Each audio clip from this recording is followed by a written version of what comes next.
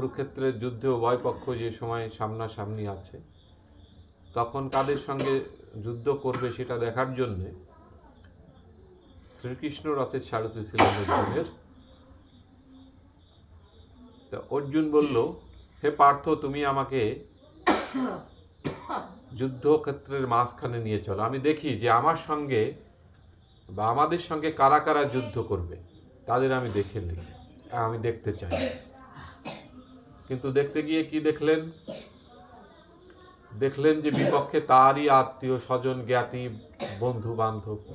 তো জ্ঞাতি, বন্ধু, আত্মীয় স্বজন বিপক্ষে দেখে এই অর্জুনের যুদ্ধে করার উপর আর মন লাগছে না, কারণ সে চাচ্ছে না যে যুদ্ধ করে রক্তক্ষয় করে এই রাজ্য লাভ করে আমি সুখ ভোগ করতে পারবো। কারণ আমার আপনজন জ্ঞাতিদের যদি আমি বধ করি, তাহলে সেই বধের যে করার ফলে যে একটা কষ্ট, এই যাদের বধ করব তাদের পরিবার, অর্থাৎ ওই তাদের স্ত্রী সন্তান, এরা এতিম হবে, স্ত্রীরা স্বামীহারা হবে, স্বামীহারা হওয়ার পরে কি হবে? তারা অনেকে বিপদগামী হবে। একটা যুদ্ধক্ষেত্রে সমস্ত পুরুষ সেখানে সমবেত হয়েছে। যদি অধিকাংশ পুরুষই মারা যায়, তাহলে যে মহিলাগুলো বিধবা হবে, ওই মহিলাগুলো কি হবে? চরিত্রহীন হবে। কামরিপুর কারণে তারা বিভিন্ন পুরুষে গমন করবে এবং তার ফলে কি হবে? বর্ণ সংকর হবে। কে কার পিতা, এটা যারা সন্তান, এর ফলে যে সন্তানগুলো জন্মগ্রহণ করবে তারা কার সন্তান, এর ঠিক থাকবে না। তাহলে তখন কি হবে? জলপিণ্ডের অভাবে পিতৃপুরুষগুলো নরকে যাবে। কারণ তারা তো দেখা গেল সে যাকে বাবা বলে জানে সে হয়তো তার বাবা না, তাহলে সে যার উদ্দেশ্যে পিণ্ড দান করলো সে তো তার প্রকৃত বাবা না, কিন্তু তার প্রকৃত যে জন্মদাতা তাকে সে বাবা বলে জানে না।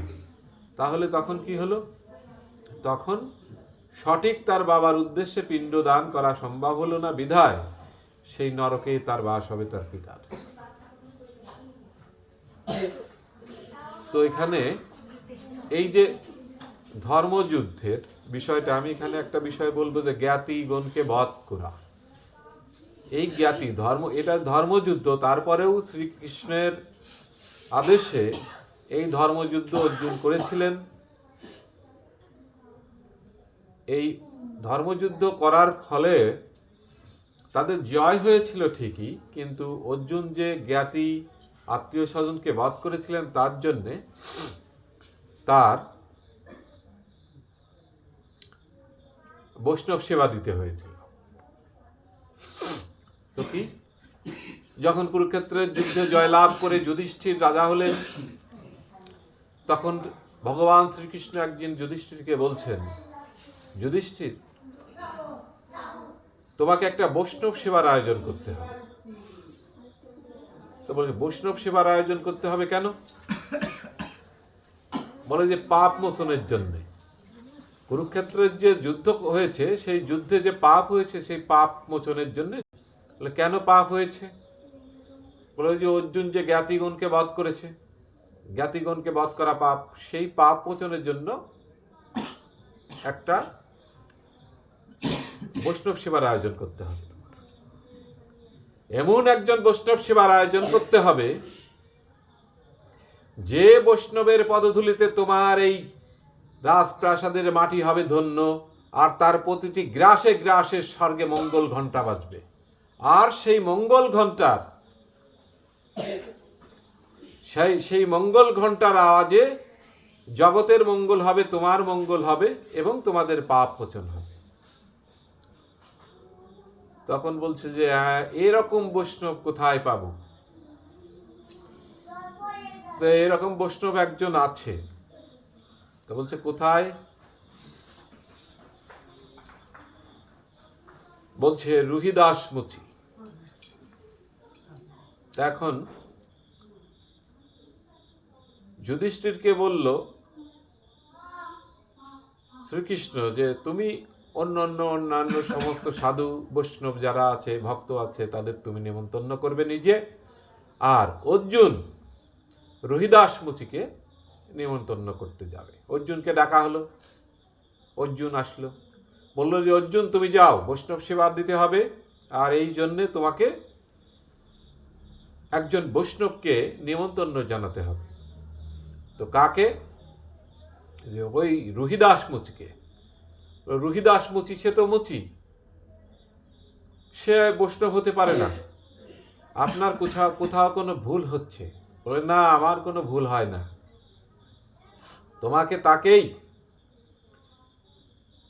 তোমাকে বৈষ্ণব জ্ঞানে নিমন্ত্রণ করে আসতে হবে এই বৈষ্ণব সেবার জন্য।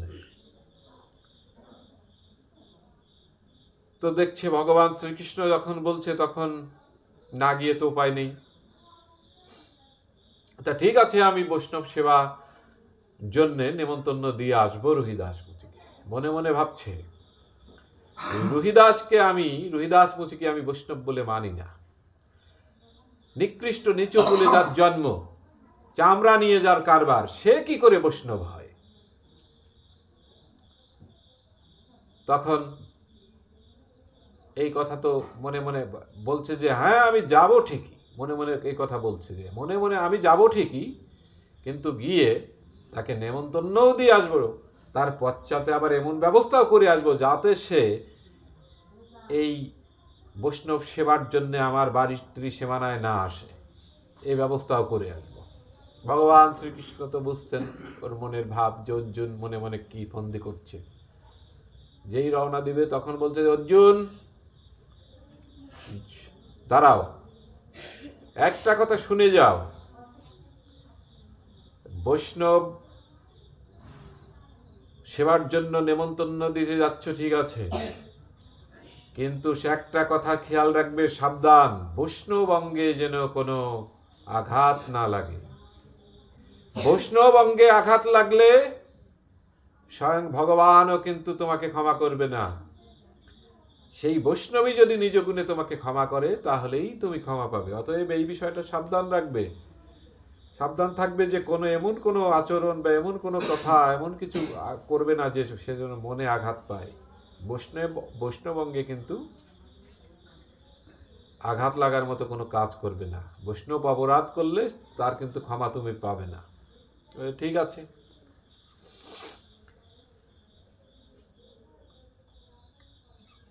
অর্জুন রওনা দিলেন, গিয়ে এখন রোহিদাস মুচির পণ্য কুটিরে যে দেখে যে তাল পাতার পণ্য কুটির,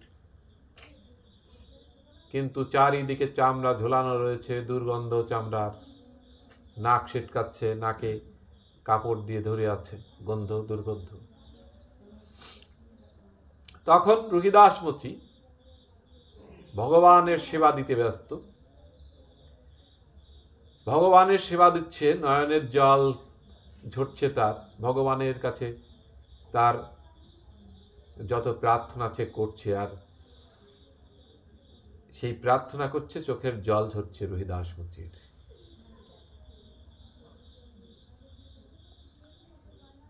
এখানে আর একটা বিষয় আছে, যে শ্রীকৃষ্ণ বলেছে শোনো, তুমি রোহিদাস মুচিকে বৈষ্ণব জ্ঞানে তুমি নেমন্তন্ন দেবে, এবং বৈষ্ণব জ্ঞানে নেমন্তন্ন দেওয়ার পূর্বে যদি তোমার মধ্যে কোনো ভক্তির উদয় হয় তাহলেই তুমি তাকে নেমন্তন্ন দিয়ে এসো, আর যদি ভক্তির উদয় না হয় তাহলে তুমি তাকে নেমন্তন্ন দিয়ে না দিলেও কোনো সমস্যা নেই, তুমি ফিরে চলে এসো। তো ওই যে গেল, দেখে যে রোহিদাস মুচি তার পণ্য কুটিরের মধ্যে ভগবানের সামনে পূজা করছে আর চোখের জল ঝরাচ্ছে। ওই এক দৃষ্টিতে ওইটা দেখেই অর্জুনের ভক্তি ভাব উদয় হয়েছে এবং তিনি মাথা নত করে প্রণাম করেছেন। করে তখন বলছে ঠিক আছে, ভাবছে যে বৈষ্ণব হলেও হতে পারে, এরকম একটা মনে ভাব এসেছে অর্জুনের। তখন বলছে যে ডাক দিই একবার। তো ঠিক আছে, বলছে রুহিদাস। তখন রুহিদাস দেখে যে একজন ডাকছে, বলছে আমি তো রুহিদাস নই, আমি হলাম রুহিদাস মুচি। তা তুমি হয়তো ভুল করে অন্য কোথাও এসেছো, আমি রুহিদাস নই, আমি রুহিদাস মুচি, তুমি হয়তো অন্য ঠিকানায় এসেছো। অর্জুন বলছে না, আমি ঠিক জায়গায় এসেছি, আমি ওই রুহিদাসের পরের ওই শব্দটা উচ্চারণ করিনি ইচ্ছে করে। তা বলছে যে তুমি কে? তুমি? রুহিদাস বলছে আমি অর্জুন। তো বলছে অর্জুন? কোন অর্জুন? বলে আমি কুরুক্ষেত্রের যুদ্ধের সেই পঞ্চ পাণ্ডবের তৃতীয় পাণ্ডব অর্জুন, আমার রথের সারথি ছিল শ্রীকৃষ্ণ, আমি সেই অর্জুন। তখন বলছে আমি স্বপ্ন দেখছি না তো? বলছে না, স্বপ্ন নয়। বলছি স্বপ্ন দেখছি না, স্বপ্নের কথা কেন বলছি জানো অর্জুন? আমি মুচি বলে আমার এই দিকে কেউ কোনোদিন আসেনি তো, তাই আমার স্বপ্নের মতো মনে হচ্ছে। তা বলছে যে স্বপ্নের মতো মনে, আমিও তো এখানে আসতে চাইনি। তো বলে তুমিও এখানে আসতে চাইনি, তাই এলে কেন? বলে এখানে যে শ্রীকৃষ্ণ জোর করে পাঠালেন তাই আসলাম। তা বলে ও, শ্রীকৃষ্ণ কেন পাঠালেন? বলে যে বৈষ্ণব সেবার জন্যে তোমাকে নেমন্তন্ন দিতে হবে,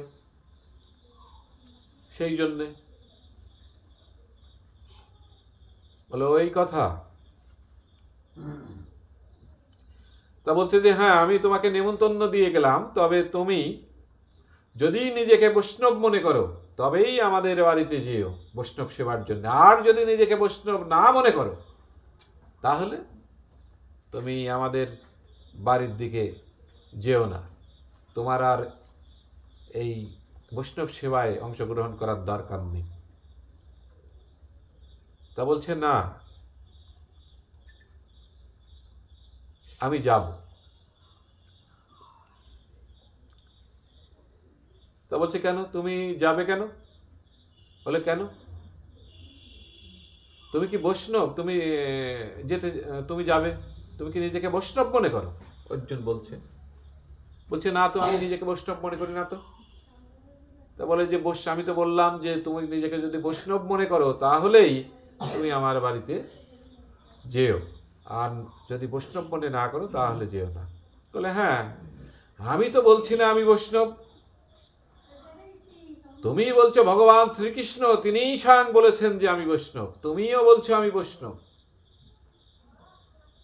তোমরাই তো বলছো আমি বৈষ্ণব। আর ভগবান শ্রীকৃষ্ণ যখন বলেছেন বৈষ্ণব, আর তার কথা শুনে যখন তার পরম ভক্ত আমাকে বৈষ্ণব জ্ঞানে নেমন্তন্ন দিতে এসেছে, তখন তো আমি বৈষ্ণব। আমি তো নিজে বলছি না বৈষ্ণব, তোমরাই তো বলছো আমি বৈষ্ণব। তা বলছে ঠিক আছে, তাহলে সময় মতো চলে যেও। বলছে যে আমি তো নিমন্ত্রণ গ্রহণ করলাম, আমি তো তোমার ওখানে বৈষ্ণব সেবার জন্য যাব, কিন্তু তার আগে কিন্তু একটা কথা আছে। সেটা কি? তুমি যখন বিনা নেমন্তন্নে এই রুহিদাস মুচির নিকৃষ্ট জাতি রুহিদাস মুচির এই পণ্য কুটিরে এসেছো, তাহলে আমার এখানেও তোমার কিছু সেবা গ্রহণ করতে হবে। মহা বিপদ। যে বলে অর্জুনের যে এমনি ওখানে থাকতে পারছেন, ওখান থেকে চামড়ার গন্ধে ওখান থেকে সরে যেতে পারলে বাঁচে, আবার সেবা করা এটা তো অসম্ভব। বলছে যে দেখো, এটা সম্ভব নয়,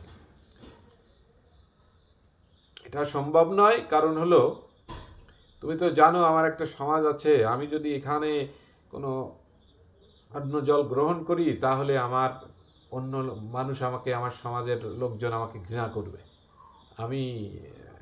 আমাকে মাফ করো, অন্য একদিন এসে সেবা করব।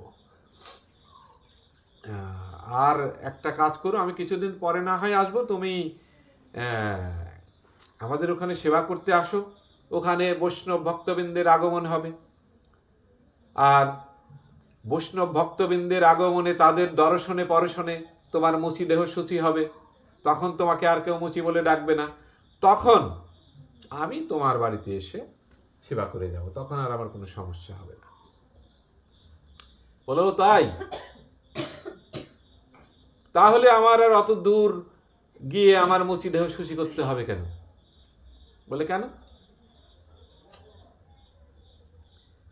যে ভগবান শ্রীকৃষ্ণ যার রথের সারথি, সেই অর্জুন পরম ভক্ত যখন আমার সামনে আছে, তখন আমার দূরে যাওয়ার কি দরকার?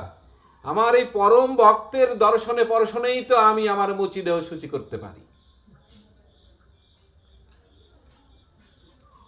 তাহলে অর্জুনকে বলছে, তাহলে এসো আমার বুকে, এসো, এসে আমার মুচি দেহ শুচি করো।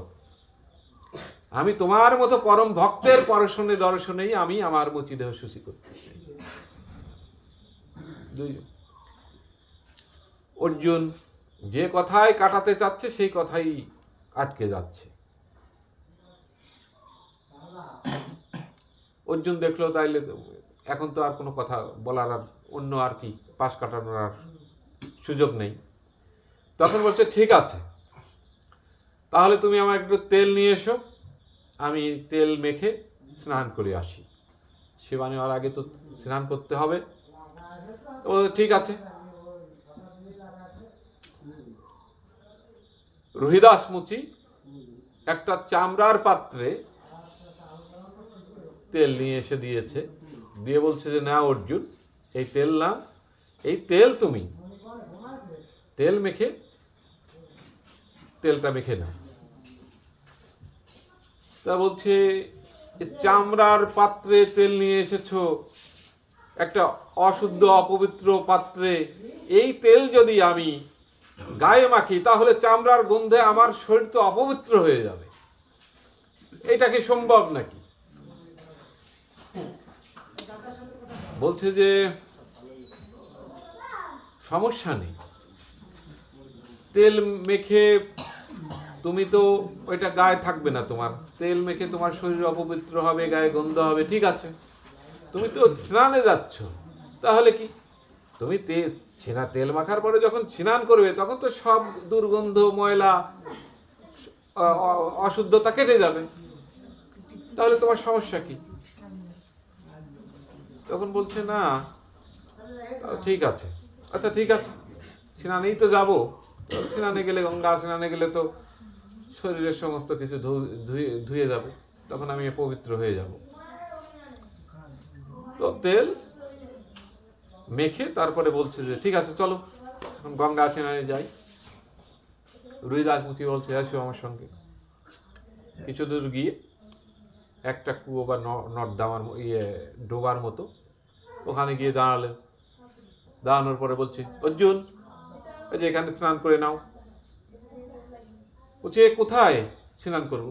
কেন, এই যে এখানে, এই যে ডুবাই স্নান করো, এখানেই তো আমি স্নান করি, এখানে করো। বলছে, তোমার কি মাথা খারাপ?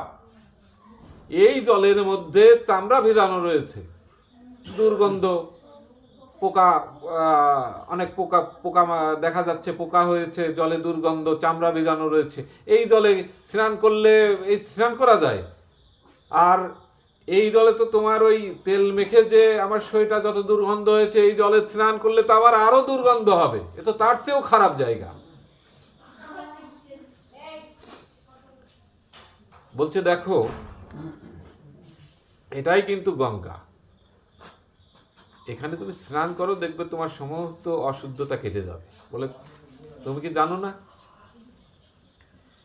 যে গঙ্গা চির অপবিত্র, সেই গঙ্গায় মল মূত্র, মরা পচা, ময়লা আবর্জনা ভরপুর থাকে, সমস্ত কিছু, তারপরেও কেন সে অপবিত্র হয় না?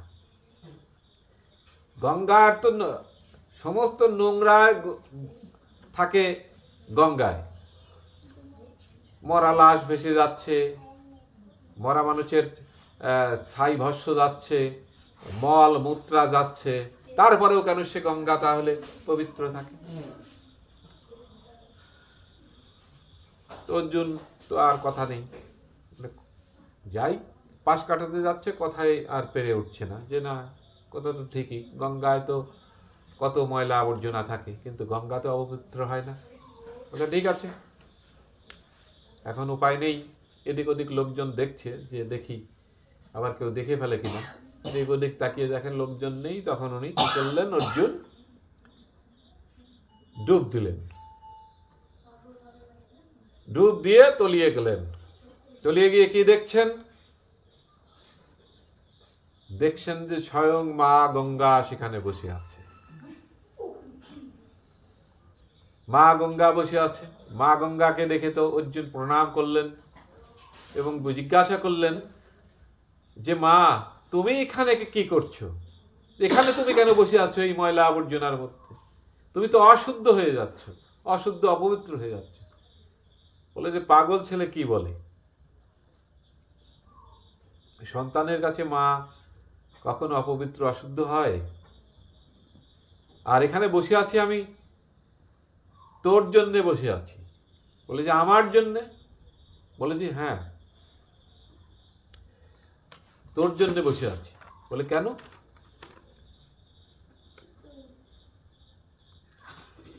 বলে যে ভগীরথ যেদিন তার সাগর বংশ উদ্ধারের জন্য আমাকে ধ্যান করে, শঙ্কর বাজিয়ে, উলুধ্বনি করে, আমার আরাধনা করে যেদিন আমাকে স্বর্গ থেকে এই মর্তে এনেছিল, তার সাগর বংশকে উদ্ধার করার জন্য,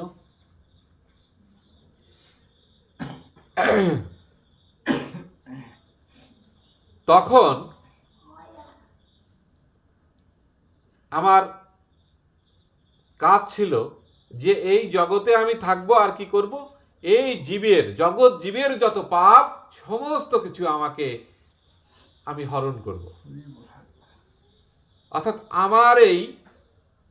আমার কাছে এসে মানুষ তার দর্শনে পরশনে কি হবে, তাদের সমস্ত পাপ মোচন করে ধৌত করে চলে যাবে, আর তাদের সেই পাপ আমি গ্রহণ করব।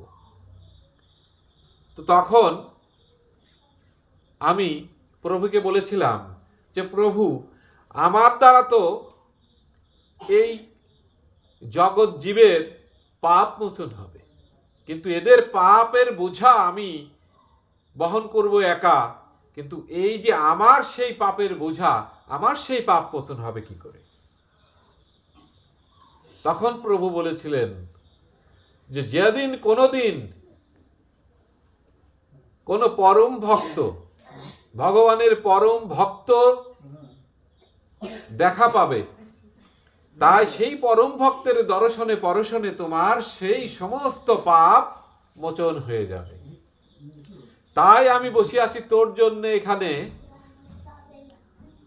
যে ভগবানের পরম ভক্ত কখন অর্জুন এখানে আসবে, আর তার দর্শন পরশন করে আমার সমস্ত পাপ ধৌত করে নেব আমি, সমস্ত পাপ থেকে সমস্ত পাপ মোচন হবে আমার, আমি সেই জন্য বসে আছি এখানে।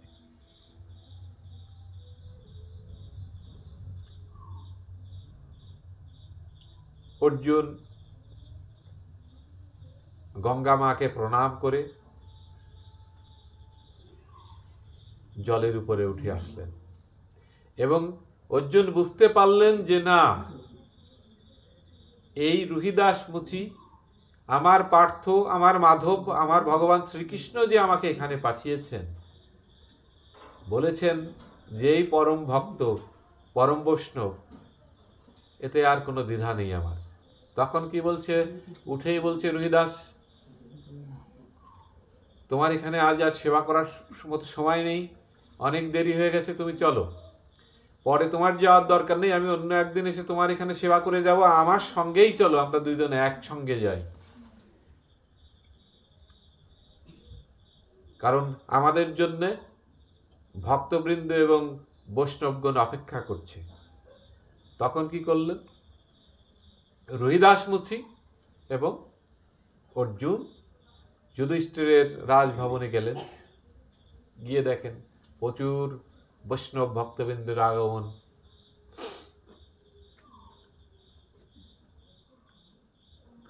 আর এদিকে রহিদাস মুচির জন্যে ভগবান শ্রীকৃষ্ণ নিজে স্বয়ং আসন পেতে বসিয়ে আছে আপ্যায়ন করবে বলে।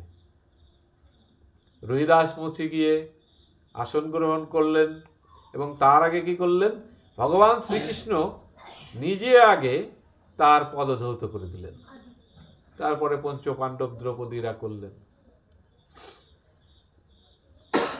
এদিকে অন্য যে বৈষ্ণব এবং ভক্তরা আসছে, বৈষ্ণবরা আসছেন, রহিদাস মুচি কে তারা একটা মানে বৈষ্ণব বলে তো গণ্যই করছে না। অনেক বড় বড় নাম করা বৈষ্ণব হাজির, কিন্তু তাদের মধ্যে বলছে আমি বড় বৈষ্ণব, আমি বড় বৈষ্ণব, এই বৈষ্ণবদের মধ্যে একটা প্রতিযোগিতা শুরু হয়ে গেছে। কিন্তু ওখানে একটা কথা যখন সবার কাছে গেছে, যে প্রকৃত বৈষ্ণব সেই বৈষ্ণব যখন সেবা করবে তার প্রতিটি গ্রাসে গ্রাসে স্বর্গে ঘণ্টা বাজবে। তখন বৈষ্ণব, সমস্ত বৈষ্ণবে ওর মধ্যে মুখের দিকে চায়, ওর মুখের দিকে চায় যে বাড়িতে এত সেবা করি, ঘন্টা টন্টা তো আর বাজে না। তখন তো এই তো আবার কোন কথা, এখানে আসলাম সেবা করতে, যদি ঘন্টা না বাজে তাহলে তো একটা বৈষ্ণব সমাজে দুর্নাম হয়ে যাবে। যাই হোক, বিশেষ আপ্যায়ন, বিশেষভাবে অভ্যর্থনা করে রহিদাস মুচিকে আসন দিয়ে বসানো হলো। সমগ্র বৈষ্ণবদের সেবা প্রদান করা হলো। আর রহিদাস মুচির জন্য পঞ্চব্যঞ্জন, অন্য অনেক বিভিন্ন প্রকার তরি তরকারি রান্না করে বাটিতে আলাদা আলাদা করে থরে থরে সাজিয়ে পরিবেশন করলেন দ্রৌপদী। এখন রহিদাস মুচি কি করলেন, সমস্ত তরি তরকারি একসঙ্গে এক জায়গায় ঢেলে সমস্ত তরি তরকারি দিয়ে এক ঘরে অন্ন মাখিয়ে নিলেন। অন্ন মাখিয়ে নিয়ে যখন নিলেন,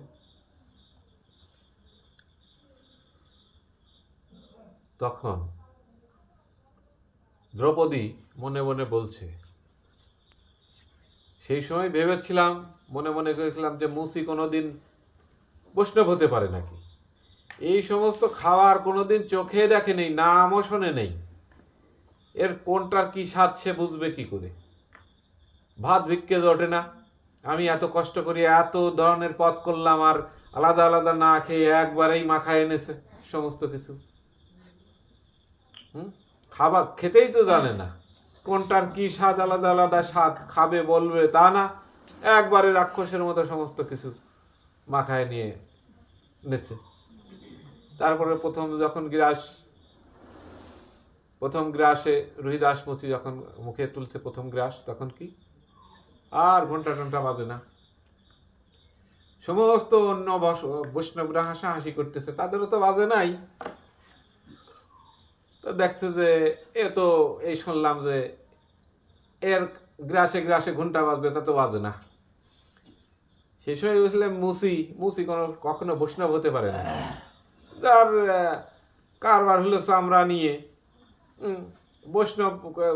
বৈষ্ণবের কোনো ধর্মকর্ম কিছু করে না, আর এই সে কখনো পরম বৈষ্ণব হতে পারে? অর্জুন বলছে, মাধব আপনি তো বলেছিলেন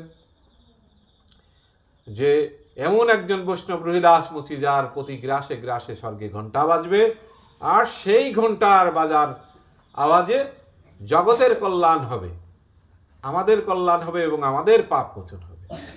কই, ঘন্টা তো বাজলো না। বলে ঘন্টা বাজবে কি করে? এর জন্য দায়ী তো দ্রৌপদী। বলে কেন দ্রৌপদী দায়ী কেন? বলে যে অহম, সে যে খাবার দিয়েছে, খাওয়ার মধ্যেই, সেবা দেওয়ার মধ্যে তার অহম ছিল, রান্না করার থেকে শুরু করে খাবার দেওয়া পর্যন্ত তার মধ্যে অহংকার ছিল। তুচ্ছ তাচ্ছিল্য করে সে খাবার দিয়েছে। এই জন্য বৈষ্ণব চরণে বড় অপরাধ হয়েছে। ঘন্টা তো বাজবে না, তোমার পাপ মোচন কি, আরো অনেক গুণ পাপ তোমার হলো, পচনের থেকে আরো অনেক গুণ বেশি পাপ তোমরা অর্জন করলে। তো বলে যে তাহলে এখন কি করা মাধব, এখন কি করি, কি উপায় আছে? বলে যে তোমরা পঞ্চ পাণ্ডব দ্রৌপদী সহ গলায় বস্ত্র নিয়ে ধূপ দ্বীপ জেলে পুনরায় দ্রৌপদী আবার কি করবে, ভক্তি ভরে অহম ত্যাগ করে বৈষ্ণব জ্ঞানে তৃণ সম নিচু হয়ে আবার পুনরায় রান্না করবে। সেই রান্না করার পরে সেই খাবার তোমরা পঞ্চ পাণ্ডব গলায় বস্ত্র নিয়ে ধূপ দ্বীপ জেলে এই রোহিদাস মুচির কাছে, এই রোহিদাস বৈষ্ণবের কাছে কি করবে, পায়ে ধরে ক্ষমা চেয়ে তারপরে তার সেবা দেবে। সে যদি নিজ গুণে ক্ষমা করে এই অন্ন গ্রহণ করে তাহলেই তোমাদের সেই পাপ মোচন হবে, তা না হলে নয়। তখন দ্রৌপদী দেখলো যে না, আমি তো এরকম মনে ভেবে করেছিলাম, আমি তো অহংকার করেছিলাম, আমি তো রোহিদাস মুচিকে বৈষ্ণব বলে মানিনি। এই রান্না করেছি যখন, তখনও আমার মধ্যে অহংকার ছিল। তাহলে কি করবে, সে আবার এইবার অহংকার ভুলে বৈষ্ণব জ্ঞানে ভক্তি ভরে সে আবার রান্না করে এইবার গলায় বস্ত্র নিয়ে পঞ্চপাণ্ডব সহ ধূপ দ্বীপ জেলে রোহিদাসের কাছে ক্ষমা প্রার্থনা করে সেবা দিলেন। এইবার রোহিদাস মুচি যখন অন্ন গ্রহণ করলেন, তার প্রতিটি গ্রাসে গ্রাসে স্বর্গে ঘণ্টা বাজল এবং সেই ঘণ্টার আওয়াজে জগতের মঙ্গল হলো, সেই সঙ্গে এই অর্জুনদের সমস্ত পাপ মোচন হলো। তো এখন বিষয় হলো, আমরা অনেক সময় পূজার বিষয়গুলো অনেক সময় অনেকে একটু বেশি মানে বিধান সৃষ্টি করে ফেলি, যে এই অবস্থায় মালা জপ করা যাবে না, এই অবস্থায় প্রণাম করা যাবে না, এ করা যাবে না, ও করা যাবে না। আপনি এখানে একটা ভগবানের কুরুক্ষেত্রের যুদ্ধে স্বয়ং ভগবান শ্রীকৃষ্ণ যাকে তখনও মানে পরম বৈষ্ণব বলে মানুষের মাঝে পরিচয় করে দিল বৈষ্ণব সমাজে, এবং বৈষ্ণবদের শ্রেষ্ঠ বৈষ্ণব কিন্তু রোহিদাস মুচি। তারপরেও কিন্তু আমরা ওইটা বাস্তবে গ্রহণ করি না। কোন বৈষ্ণব, যারা বৈষ্ণব নামধারী আছে, তারা কতটুক বৈষ্ণব সে ভগবানই জানেন, আর তারাই জানেন। তো সেই কোনো বৈষ্ণব কি এমনি আমাদের বাড়ি যারা ওই চামড়া টামড়া নাই, আমাদের পাত্রে তারা খান না, খায় না, আলাদা ঘটি বাটি নিয়ে আসে না, ঘটি বাটি কড়াই বগ্ন নিয়ে আসে, রান্না করে নিজের মতো একেবারে খাইয়ে চলে যায়। আর চামড়ার তো চামড়ার তো কথাই নেই। এখন যদি ওই মুসির বাড়ি নিয়ে যাওয়া যায় তাহলে তো সেখানে আর ঢুকবেই না এরা, আর অপবিত্র একেবারে অশুদ্ধ হয়ে গেল, আর যা ধর্ম সব গেল। তাহলে ধর্ম থেকে যদি আমরা শিক্ষা না করি, আমরা নিজেদের মতো করে মন গড়া করে একটা আইন তৈরি করে নিয়ে সেইভাবে ধর্ম করি, তাহলে সেখানে তো কোনো পুণ্যফল হবে না, কোনো লাভ হবে না। ওই অনুষ্ঠান করিয়ে বেড়া একটা মজা, তাছাড়া প্রকৃত ধর্ম হবে না। গেলাম, রান্না বান্না করলাম, খালাম, দক্ষিণা নিয়ে আসলাম, এখানে ওখানে এই করে বেড়ালাম, এর একটা আনন্দ মজা আলাদা, খাওয়া দাওয়া, এই, তাছাড়া প্রকৃত ধর্ম হবে না। চামড়ার পাত্রে যে তেল দেয়, চামড়ার পাত্রে কোনো বৈষ্ণব তেল মাখবে? আগের দিনে কি করতো, এই একটা সময় ছিল যে টিউবওয়েলের জল খাইত না অনেকে, ওর মধ্যে চামড়ার ইয়ে থাকে, বাটি থাকে, খেত না।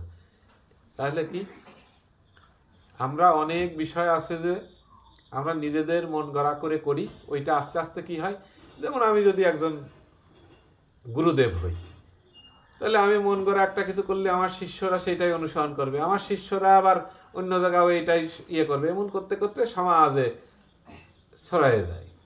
ওইটাই এক সময় হয়ে যায় যে এইটাই ধর্ম, কিন্তু কোনো গ্রন্থে নেই, কিন্তু মুখে মুখে ধর্ম নামে হয়ে যায়। না, এটা ধর্মে আছে, আমার গোসাই আমার গুরুদেব তো বলছে এটা নিষেধ।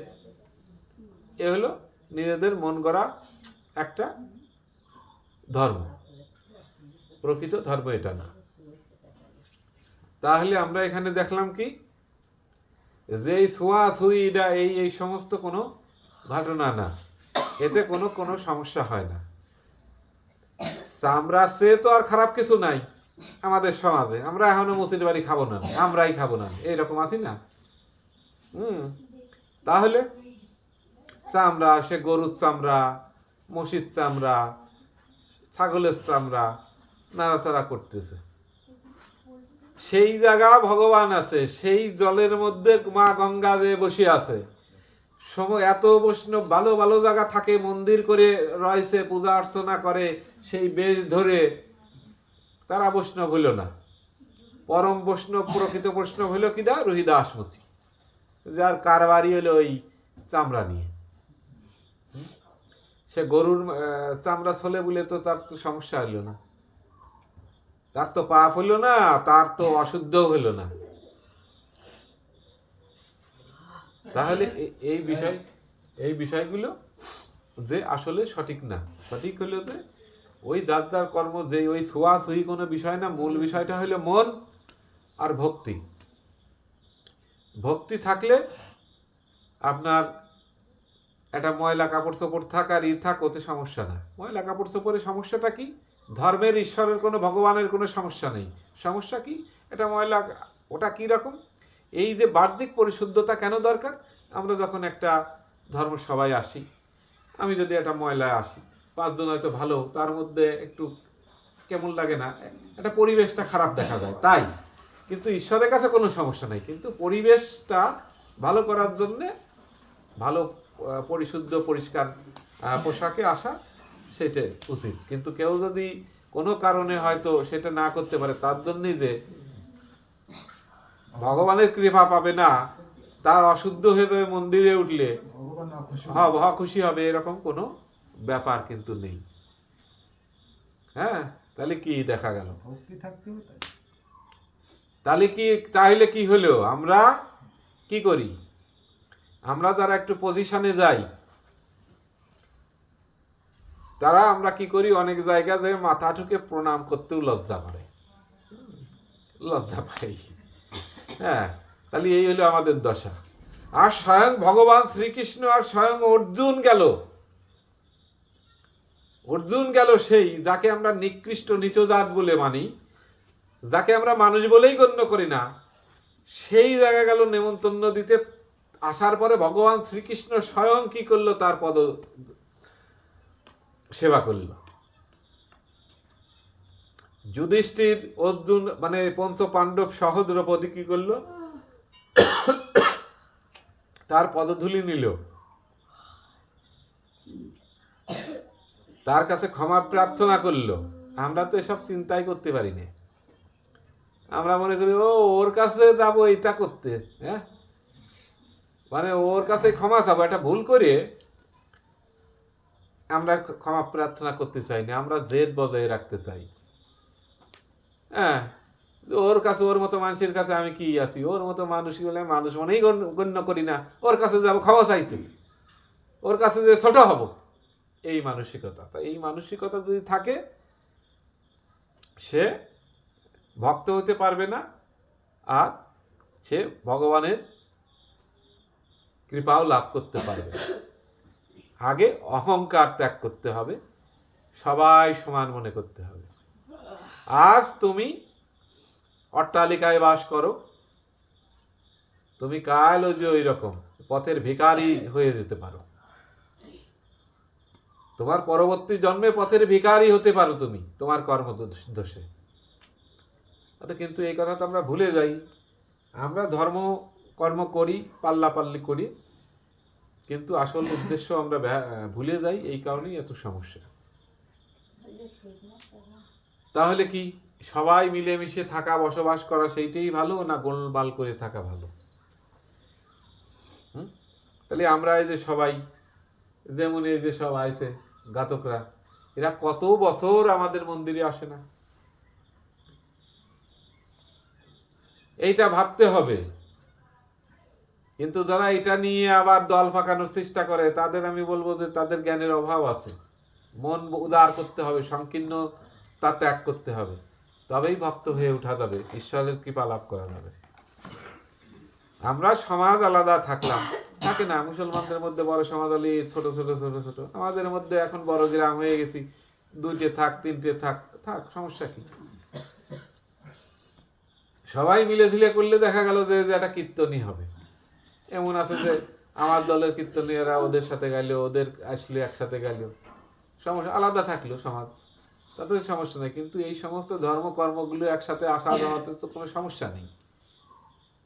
এগুলো করলে কি হবে? মানুষের মধ্যে হিংসা হিংসি রেষারেষি আস্তে আস্তে কমে যাবে, আর এতে করে ধর্মের একটা বলিষ্ঠ একটা স্থানে পৌঁছাতে পারবে, আর আমাদের এই সনাতনী জাতিটাও একটা বলিষ্ঠ স্থানে পৌঁছাতে পারবে। আমরা এমনি নানা মতে নানাভাবে বিভক্ত, তারপরে যদি এইরকম হয় তাহলে সেটা তো আরো খারাপ। আর পাল্লাপাল্লি যদি করতে হয়, তবে আমার একই কথা, যে আসো আমরা দেখি পাল্লাপাল্লি করি, যে কে আমরা কার কত ভালোবাসতে পারি, মানুষকে আপন করতে পারি, কে হিংসা ত্যাগ করতে পারি, কে সমাজের জন্য কিছু করতে পারি, ধর্মের জন্য করতে পারি, মানুষের জন্য করতে পারি, এইটাকে কত করতে পারি, এর একটা প্রতিযোগিতা হোক। এই প্রতিযোগিতায় আসতে হবে, কিন্তু হিংসা হিংসি করে মানুষকে ঘায়েল করার প্রতিযোগিতা ত্যাগ করতে হবে। ওতে শুধু ক্ষতিই হয়, লাভ নেই। দিন শেষে দেখা যাবে সে নিজে তো ক্ষতিগ্রস্ত হয়েছেই, তার কারণে আরো 5 জন লোক ক্ষতিগ্রস্ত হচ্ছে। অর্থাৎ সে তো নরকে যাবেই, আরো 5 জনকে নরকে টানিয়ে নিয়ে যাওয়ার ব্যবস্থা করতেছে। এই জাতীয় জিনিস করা যাবে না। সবাই মিলে কীর্তন করলে তার একটা হয়, কত একটা আনন্দ হয় না? সবাই মিলে আমার ধর্ম কোনো অনুষ্ঠান হলো, তারা আসলো, আমরা দিলাম, তারা ওখানে গেল, এই যে আসা যাওয়া, এর মধ্যেই তো হৃদ্যতা বৃদ্ধি পায়। আর এই ভাঙাভাঙি এই ধর্মকে কেন্দ্র করিয়ে, তাহলে আর কি ধর্ম? ধর্মই যদি অধর্মের কারণ হয়, যে ধর্ম মানুষকে ঐক্যবদ্ধ করে, এক করে, সেই ধর্ম করতে যেয়ে যদি সব একসাথে যারা ছিল তারে ভাগ ভাগ করে দেওয়া হয়, তাহলে তো সেটা তো খুব দুঃখের ব্যাপার, খারাপের ব্যাপার। এই ধর্ম প্রকৃত ধর্ম না, এটা হলো ওই ধর্মের নামে জাস্ট একটা দলাদলি পাটাপাটি, এই নোংরা রাজনীতি, এছাড়া কিছুই না।